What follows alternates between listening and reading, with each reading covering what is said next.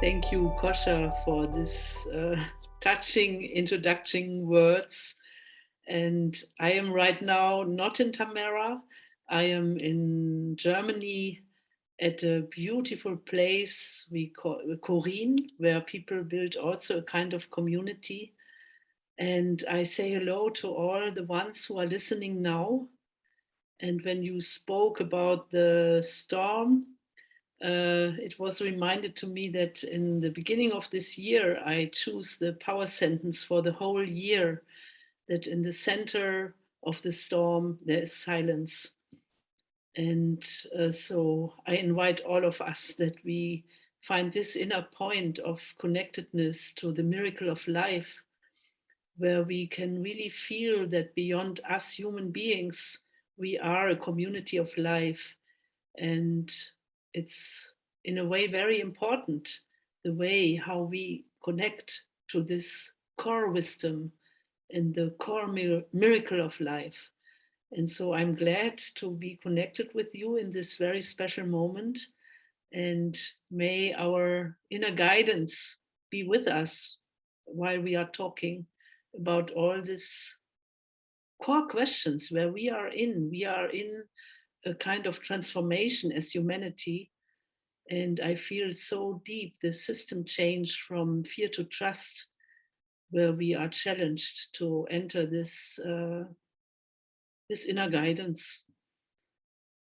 Yeah, so thank you for the welcoming, and may this talk serve all of us to strengthen our path, how we can contribute towards healing instead of towards fear and mistrust and the inner war. Thank you. Yeah, beautiful. Thanks, Sabine. Yeah, and this, it's already so powerful, just this being in the stillness, in the eye of the storm, and finding that place in us. And it seems like that place is a place of, it's like a place of resting, but also a place of movement, because it's a place of relating to, as you said, the sacred powers of life. Because only there can we find the bigger trust, right? So it's so, yeah, I'm just really with that, because it's like the innermost point, which is also the point of the greatest connectedness.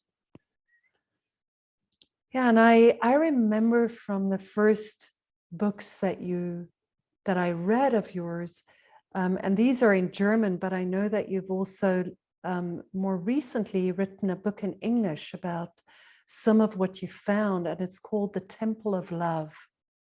So I just want to recommend to everybody here, if you want to know more, to go and find that beautiful book. And I know that you were researching about peace cultures, cultures that put trust before fear, or that were able to live from a place of trust rather than fear.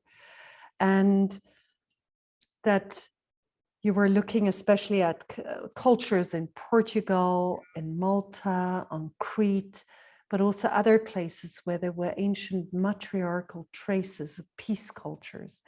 And from that, you developed a vision of human culture in peaceful cooperation with all beings and powers of life.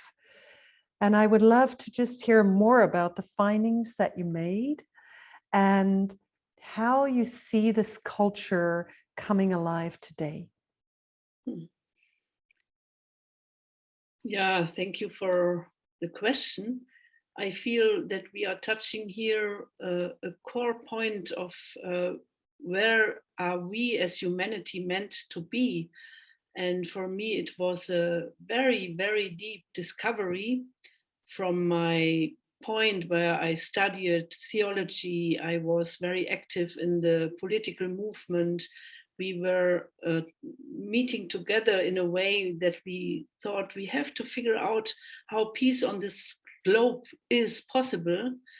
And then discovering that there was a time where humanity, for a long, long, long time, were able to live without any weapons, to live in coherency or in cooperation with nature, and that community was not only meant as a community between human beings, but it was community of life. And for me, it was a very important point when I was looking for a place where we have, in a way, I would say, the allowance to be and to build community. I was traveling around the world to figure out where is the place where we can start the research of a real peace culture. And in this way of looking for a place, I came in contact with a stone circle in Portugal, which was built around 5,000 years before Christ. And when I came to this place, I was so deeply touched with this question: who did build this place? How were they able to put the stones? And so I went there again and again and again in deep meditation. And it was like coming back to a memory where I felt the sacred source, where I could come in connection with the way of living without fear. And of course, I cannot prove whether all these insights are really true, but to be touched by it and to understand there is a source where we all are coming from, and how is the way that we reconnect to this source. So I often have this sentence in my mind: there is a creation which created us, and there is a creation what we created. And these two forms of creation have to come together again. And so for me, the word remember became really important. And the word remember says also to become a member of of the universe. Yeah, this is so much. How can I connect to the source beyond time and space? What is the changing, which is always changing in evolution, and where there is continuity? And this is for me also in the sentence: in the center of the storm there is silence. So there everything is coming and going, the clouds are coming and going, but behind there is the sky, and this is not changing. And to find this connection between change and this inner point of real reconnection to the source, this for me was the reconnection of finding the source of cultures which did not know about war, but which really were in connection to the source of life. And I remember I wear this necklace actually, which comes from Ankara, close to Çatalhöyük. Okay. And it's like an ancient symbol for the sun, which was created 13,000 years ago, which they found in Çatalhöyük, which is one of those peace cultures where they didn't find weapons, and the houses had around the same size, and there were goddess figures and little altars in every home, not a big, not one big temple, but many, many sacred places throughout. And also the wonderful archaeologist Maria Gimbutas, who researched that there was a time when settlements were not in the safest places, they were in the most beautiful and best places. And yeah, so just so amazing to think that there was a time before the fear entered our world with the intensity that it has come in today. And what you're speaking about also feels like, speaking to the stone circle in Portugal, and we have these stone circles across Europe. We have these ancient places that we can reconnect with. And I think many of us today are understanding that the indigenous tribes of the world, the indigenous people, are holding a deep wisdom around that interbeing, but more than that, around how to be a guardian of all the life systems of the planet. And we have a longing to reconnect with that. And I find it very inspiring that you took time to reconnect with that in the country that you were living in, Portugal. Yeah, and I know that you've also worked a lot with inviting other Indigenous leaders. So I wonder whether you could speak a bit about, indigeneity to the temple and honoring the unbroken Indigenous lines while also searching our indigeneity, how to re-find our place. Yes, for me, this is a, a very deep research. And I just, when you are speaking now, I remember when I listened to an interview what you were holding with the indigenous from Colombia, from the Sierra Nevada, and Calixto was his name. Yeah, exactly. Calixto. Yeah, Calixto. He Yeah. had such a beautiful definition Yeah. about what is indigenous, yeah. And indigenous is in a way to really reconnect to the sacredness of life and to find always the inner intention in the heart and the integrity and the purity, and to feel the responsibility on what is happening on this globe inside of your own heart.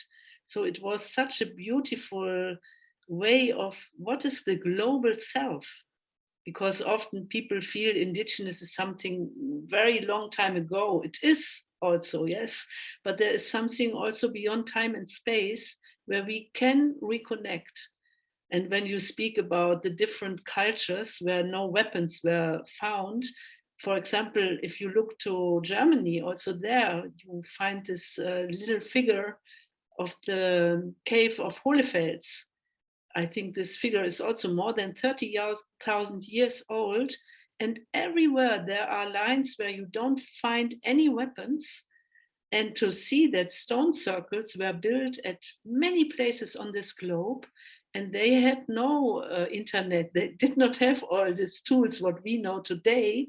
So there must have been a culture where it was very natural to find a telepathic connection to all beings, and to find this again back inside of our modern life now.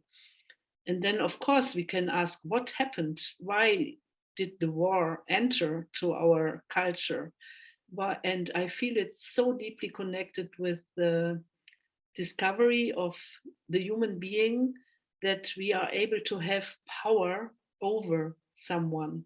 So, not the soft power in connection and cooperation with all beings. So, like our organism is a working organism where every organ has to cooperate with the other one. Never the heart would say, I am better than the liver, or so there is diversity and unity as a very, very deep indigenous source of life. And to reconnect with this wisdom, I feel as the deepest challenges. And I feel we can learn a lot from indigenous cultures there. They had to go through the whole patriarchal systems, so they also know about fear. They also say it. Calixtus spoke beautiful how he said in his area there is such a diversity of beings still, and he also says there is no place which is not also in touch with the global trauma. And so the main work is to find back wherever we live, how can we really find back to the healthy memory of life? And this can also take part in our modern life, that we find back to real indigenous wisdom in a way that we find back to the source of diversity and unity, how they are related. Yeah, thank you. And I want to speak to the complexity around that, because on the one hand, the beauty with which you and Calixto just explained that, that this is a place in our hearts. And again, we come back to the eye of the storm, but in our hearts where we find our place on the hoop of life, as Pat McCabe expresses it. Mm. And thereby we come back to our embeddedness in the matrix of life, and are led by the matrix of life. And this is indigeneity. And then at the same time, there is a history between Europeans and the ancestry that my body comes from and your body comes from, that has gone out to colonize the world, and that has called the indigenous people less than, and that has caused 90% of indigenous people in Latin America, in Northern America, in Australia, in parts of Africa to die. Yeah. From the diseases we brought, from the violence we brought, from the fear we brought, from the fear we imported. And, so how do you work also in your work with Indigenous elders, with honoring the truth of that, the way that, we have chosen, however we did in this life to come into this body and this particular line of ancestry, and how do we work with that awareness, historic ancestral awareness? Yeah, very touching question, of course. I don't know whether you heard that we did build a kind of alliance where also PP COP is part of. We call it the Defend the Sacred Alliance, and where we try to bring together indigenous wisdom as well as wisdom of the different areas where we are coming from. And I think we all have to face the trauma. And I think there is, we as Europeans, we have such a trauma in the history of feeling as perpetrators, so that we always feel in a way guilty. And I notice very often that people are no more able to face the pain of indigenous cultures or people who were mistreated. And there is a certain line of indifference that is not able to face and to listen and with a compassionate heart. And for me, it's such a challenge to find this really deep listening without judging ourselves and our own history, and without, I would say, judging the other side, but it's more, are we able to come in contact? Are we really able to deeply listen? What is happening there? And by meeting from these different lines and really taking time and space to touch each other's hearts, the deeper wisdom will be revealed. And I feel this needs a lot of time, and also to be ready to face our own wounds and not fear them anymore. So we have to really find back to a cooperation and the memory. We have to be ready to face the wounds. And without identification, this is the special point, that we know. For example, we were not in the war of fascism, but we are the children of our parents. And so it's not so easy to know, there are no ancestors where we can be proud of. So there is this very quick, this feeling guilty, and because of this, the fear to come in contact. And for me, this is the main first step, to really say, I want to know. I really want to know. I want to hear. And from there, the wisdom can unfold from a deeper source by building the trust line. And for me, it's always very, very important to also visit cultures, to visit the places, to come in contact to the places, but then also to invite them to come to our place and really to create spaces where we feel protected enough to come in contact with all those questions. Yeah, beautiful. And because you've been building this alliance, Defend the Sacred Alliance, for a while now, quite a few years. So, as the relationships deepen, I imagine that the topics that you touch on also deepen. Mhm. And I'm speaking about this because it's such a deep topic also here at COP26, where in a way, the indigenous elders, in a way, they also stand for the people from the climate vulnerable countries, the people who are on the forefront of protecting nature, on the forefront of the rapid change, losing their communities, that have, in a way, least protection for their communities. And most exposure to the impacts of climate change and biodiversity loss, and at the same time, in the worldly level of COP26, maybe the least power to influence the negotiations. Mm. So there is a fury even there about, or a possible fury, about the injustice, the deep injustice of what is happening. And, if the conversations that you've been having are like a microcosm of that, right?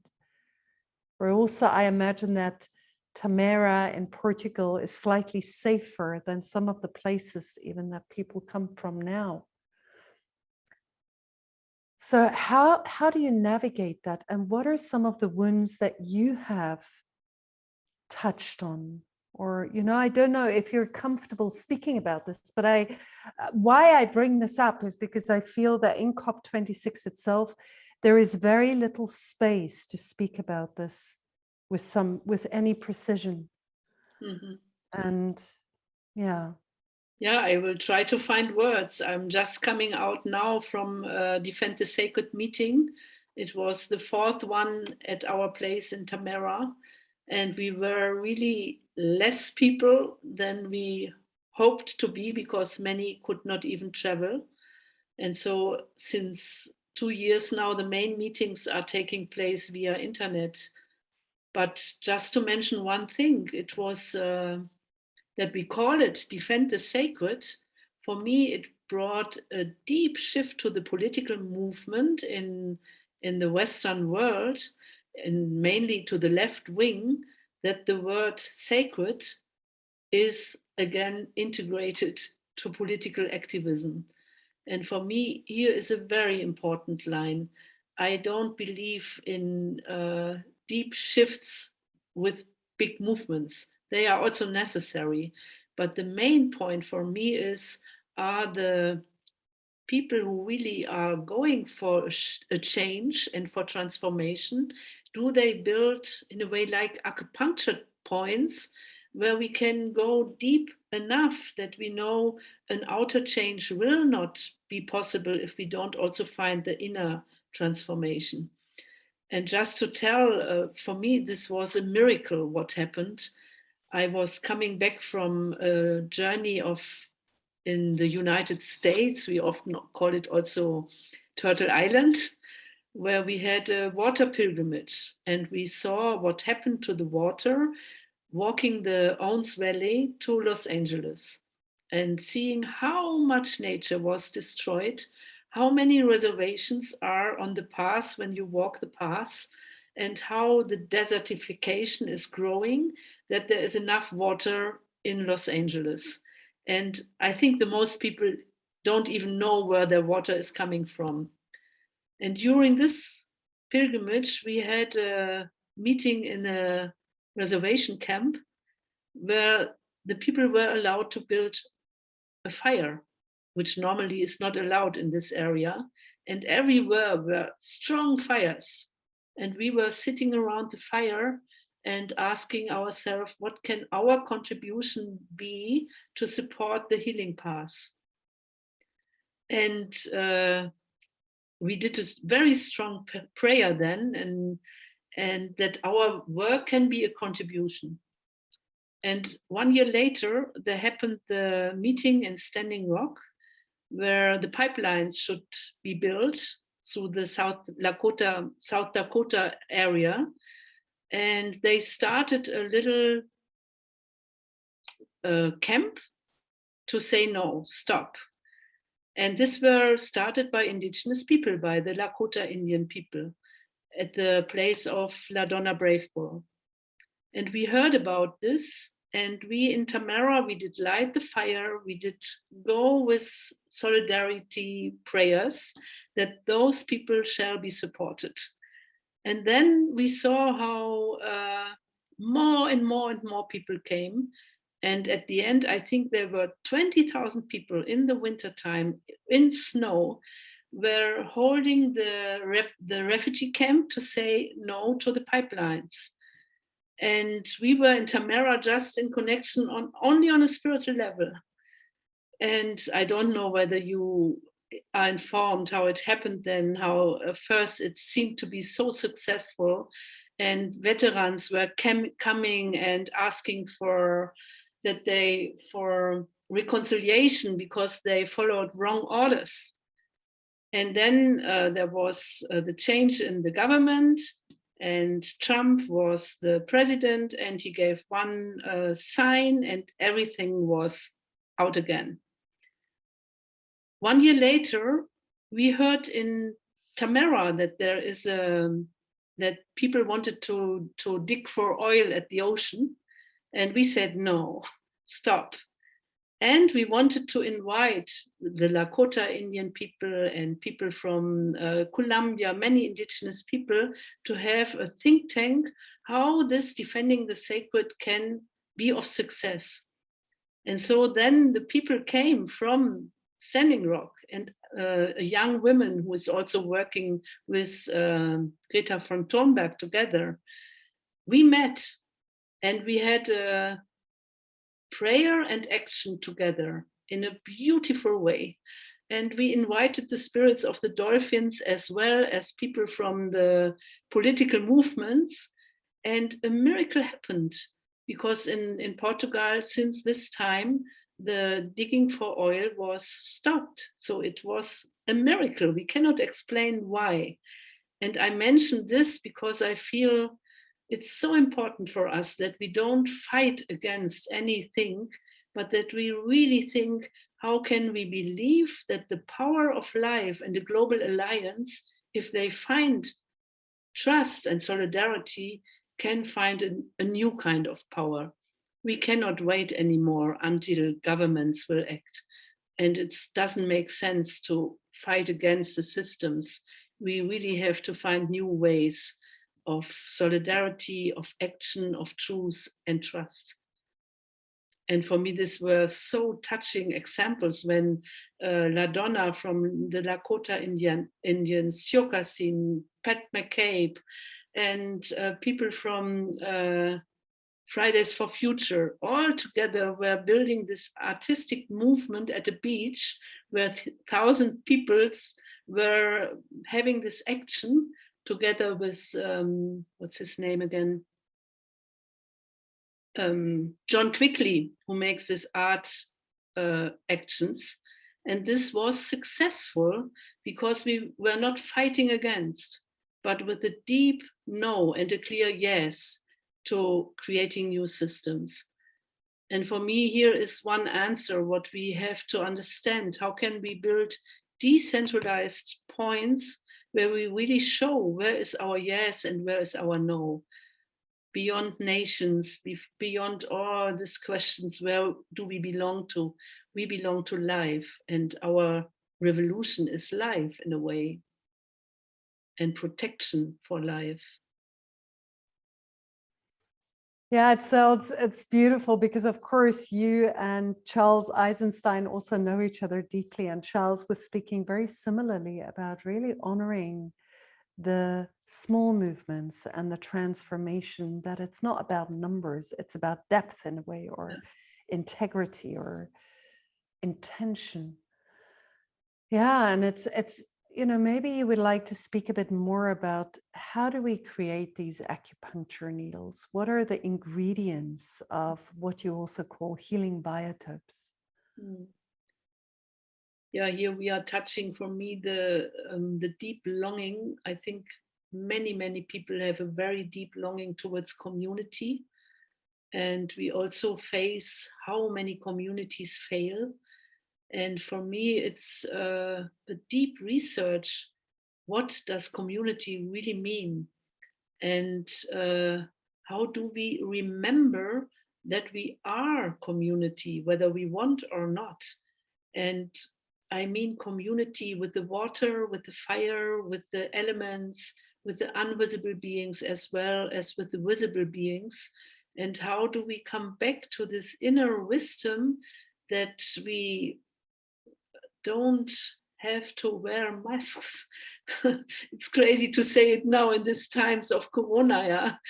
But the mask, what we as humanity wear, because we are so guided by fear, how can we really overcome this kind of fear and to remember that we are organs of life? Community is that we figure out again where is our place to be, where, who are we as organ in the whole, and that unity is the only answer, what I know. So in this sense, healing biotopes are meant as a kind of acupuncture points where we can create a new form of life which is in resonance with nature, where we learn again to integrate the cooperation with the animals, with the plants, uh, and also to find ways of energy which are in resonance, that we don't, there is enough energy if we learn to find the way of receiving it and taking it not by robbery but by real contact, by real resonance. And of course we human beings have to learn the most. I think the animals, the plants, they are yoga masters in this way of knowing that they are not alone. We so often feel we are alone, but this is only because we are not in this kind of resonance with life anymore. And healing biotopes for me are research models which learn on all levels again what does it mean to live in contact, in trust. And there for me, I can also say I feel at the moment there is so much fear, and also fear of death. In Tamara, we had people dying, and we were, of course, close, accompanying this. And to be with persons who pass over is for me as deep as being with children coming to life, to be with birth. And so we have again to reconnect with the natural cycle of life. And I think our societies are driven in a way where as well the birth giving as also the dying is put out. And to come in contact again also with the eternal aspect of life.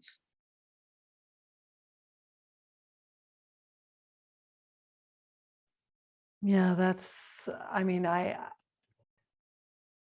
so agree with that, the birth and death and coming closer and really seeing it. I was just, because many of our friends, I think for all of us, we've had more death around us this year. Yes. Right? Yeah. And just reminding also of, like, in India, when I was traveling there, where actually the bodies are brought through the people and you can see them in nakedness and you can see them burning on the wood piles, and just the bodily remains that return to the earth. And it's so much closer and more intimate, and we, as you say, we've really put it away from sight, as we have with so much that then comes to haunt us in a way. Yeah, and I wonder about the healing biotope and the acupuncture needle. Two things really, I guess I've been curious for myself also how much community is in a physical community that lives together, and how much also it is in alliances and networks that you build, like the Defend the Sacred community. So that's one question, is maybe community, is it shape-shifting at this time? Do we need both local communities and other forms of community? And also, in how far can each of us as individuals become an acupuncture needle, a small healing biotope? I think it's so connected. For me, it's, I think many communities are really challenged at the moment because they have a much too close a picture of community. And as long as we want to build community to protect ourselves from others, it's not the universal community what I'm speaking about. And I feel even if I'm working in an enterprise, I am in community with the people around me. And so, of course, the deepest challenge for me is at first, how much can I learn to return to the trust of life? So I often remember this time when I did a pilgrimage, a peace pilgrimage from Switzerland towards Israel as a symbol of peace walk. And for me, the decision to start my walk without any money was the trust giving to that I will be guided by the universe. And for me, this is the deepest community, yeah, where we are. And so, of course, we can become, as a person, an acupuncture needle in the way how we relate to all my relations. We are in relation. And how do I take this serious and can become a role model towards life? And then there is, of course, the question, how do I relate at the place where I live to my surrounding? And how do I relate to the globe? And I feel that we as humanity are in this shift from the, I would say, from the ego to the higher self. And the higher self is always a global. So we carry the whole inside of us. And the more we open, the more we will understand how nothing is made by ourselves. So we are in connection with the stars, with the waters, with the fires. We are. And this is for me, remember that we are community beings. And so many communities, so many marriages are built by fear of loss. And this is the way how we learned to be in the last centuries. But a real community is always open. Every relationship will become a role model towards what does it mean to live in trust, and from there to be open and in a giveaway relation to my surrounding. This I feel is very important because often people feel healing biotope means yes, there are people together, they close their borders, but this is not meant at all. In a way, a biotope you can study in nature. And the main thing is, are we as human beings understand that we are part of this biotope and that we behave in a way that we support the sustainability of the biotope. Yeah, beautiful. And we've been speaking about that also in the past week, just how as human, if we fully take our place, not only are we a part of it and can support it, but actually the human element often brings full abundance. Like if we are really in collaboration with plants and animals, there can be an incredible abundance. Yeah. And I'm touched, Sabine. I never fully understood this route that you have in the pilgrimage without money, because I also have that route in my life. The shift for me from following the main road that I was told that I had to take, but in protest, to finding my own, what I sometimes call my own red thread, happened through saying, I don't know what to do anymore. I just know I don't trust money. I don't trust society. I don't trust the language or the cultural systems or science. And I'm just going on a pilgrimage without money. And I lived without money for 4 years, around that time. And this is what I found back, and And I remember like one time I was walking in Amsterdam and I needed a towel. I didn't have a towel. And I was saying, you know, I really need a towel now. And then I walked around a corner and the most beautiful towel fell out of a window right in front of me, you know, and I still remember that beautiful rainbow colored towel. And it was somebody who had passed and, you know, they were cleaning out and I was gifted this incredibly beautiful towel, but from the heavens, you know, just as a symbol for the experience. Yeah. And it came together with the reconnection to the web of life and the beauty of nature. And those two came together.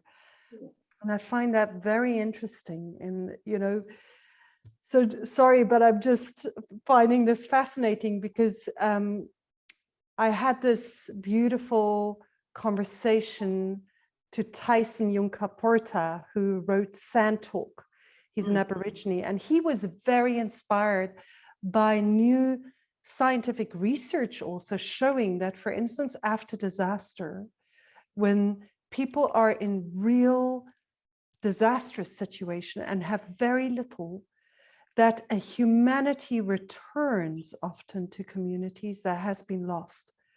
And people often look back at those times with incredible nostalgia, because that was the time where everybody shared their food with everyone and everyone looked after everyone. And, you know, the former gang members carried down the grandmothers from, you know, the third story to support them. And there's all these stories coming out of incredible, touching humanity, which are lost in our wealthy, privileged, protected everyday life. So, yeah, it brings to me this question about, you know, how climate change might really, function in ways that we don't yet know, you know, to wake us up. Yeah. There's so deeply this connection to find this inner trust again. And by this, we will have another relation to nature. And I deeply believe if we would be able again to live in decentralized, organized forms of community, relating back to the water and to the plants rebuilding, this would be the most easiest and quickest possibility to find the natural climate back. So like, you know, about Rajendra Singh in India, how he brought many, many people together to rebuild rivers. He made 7 rivers flow again in India. And by making the rivers flowing again, you also have the biggest contribution toward climate change. And plants come back, animals come back. So it will be the biggest contribution. And there we are part of the biotope that this can happen. And for this, we have to remember this very, very natural forms of relating to each other. And just maybe when you are speaking, I was reminded to people from Brazil who were also now in the Defend the Sacred Alliance. And they are living in a slum in Brazil, Aldea del Paz, it's called.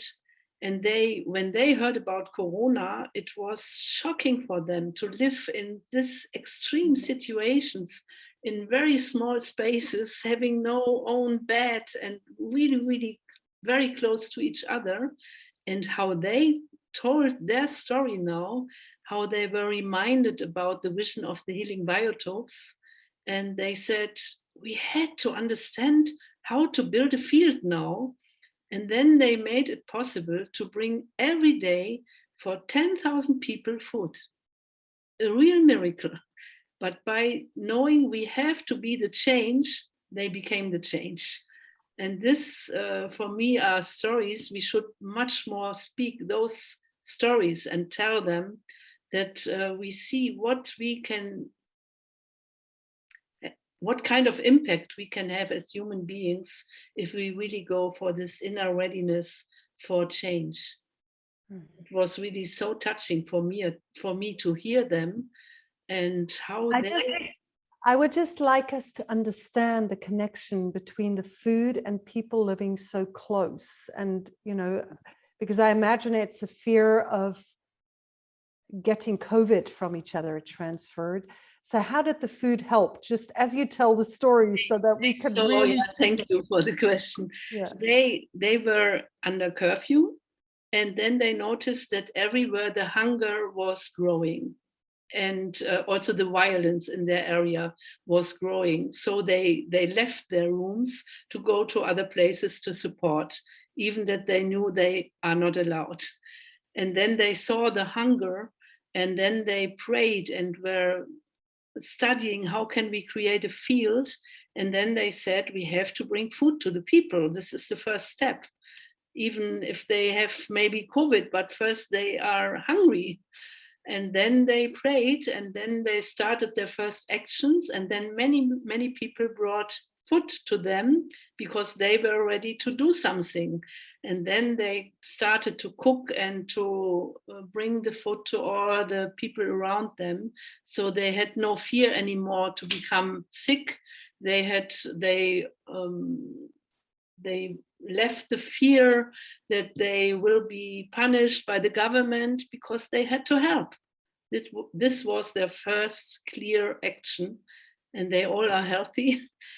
But it was the inner decision to overcome fear and not to follow orders where they notice this kind of order doesn't help at the moment, because more people will die if we don't help. So, and when I listened to them and saw them, I felt, wow, so often if the emergency call is strong, suddenly a higher power enters and you know what to do. Yeah, sorry, I overjumped this a bit. Yeah, no, but just if the emergency call is strong, Yeah. suddenly, what did you say? The voice comes in, or spirit? Yeah, the higher wisdom enters to your soul, to your heart. Yeah. Enters, and you know what to do. Yeah. Exactly. Yeah.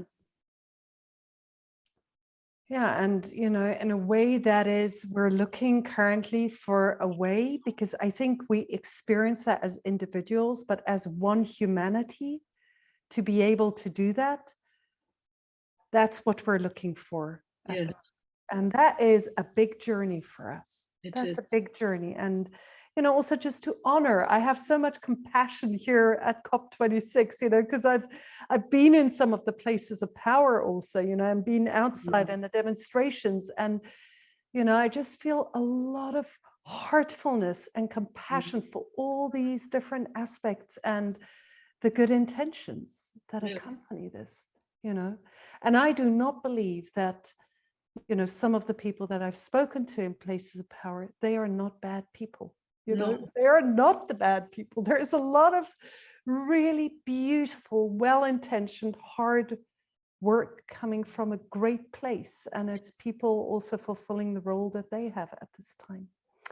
I think all this kind of judgments we have to leave behind. It's we have so much they, but this they doesn't exist. It's